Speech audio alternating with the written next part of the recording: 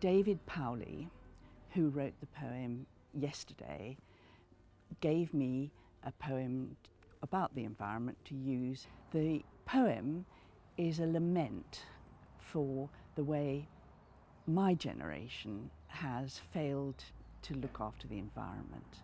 I wanted to make a reasonable show of what the younger generation feel about these issues because they're pertinent to them.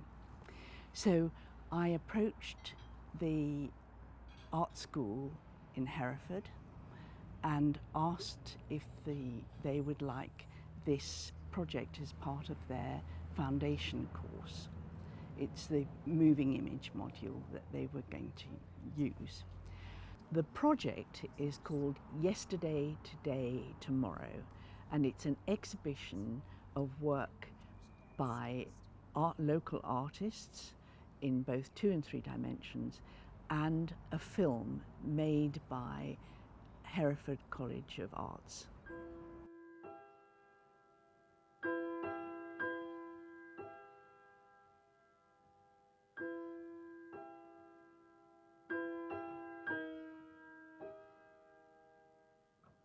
Time has a way of warping overnight. We were split into 4 groups within each of our tutor groups, and within each tutor group we each got a verse of the poem, and then within the groups that we had we interpreted the verse however we felt it, fitted best. So that all put together makes the exhibition which we're showing here at the Discovery Centre at Craven Arms. We're having a panel discussion, but it is a conversation between the generations.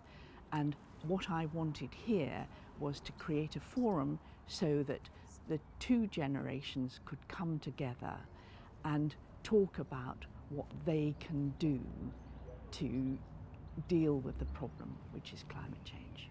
This particular project is really important because of the link between creativity and the response to the climate crisis that we're in and the nature crisis as well. Where I can sort of hopefully inspire is that alongside that on a local level there are lots of positive things that people can do in their daily lives, but through organisations, through the Shropshire Hills National Landscape and other organisations, other countryside and conservation organisations, to make a bit of a difference, a positive difference locally. Very inspired by the film that the students have made and the artwork that we've seen, and I think like everybody here tonight, my overwhelming concern is our climate emergency, and in particular the part that we can play as individuals to try and combat that and to turn the tide. One of the students said it sometimes feels like we're looking into the mouth of hell tonight, and it can feel like that. Even though this might feel like we're looking into the mouth of hell, there is still optimism. There's a lot of common ground with the Shropshire Hills Discovery Centre here, how you can reverse trends, how you can focus on small things.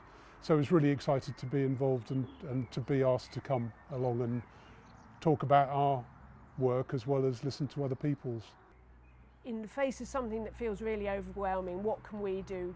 What can we do ourselves? What can we do locally? So whatever your passion is, if it's the garden, then make it a biodiverse corridor, and then try and persuade your neighbours to do the same, so that animals can move from the river to the local park.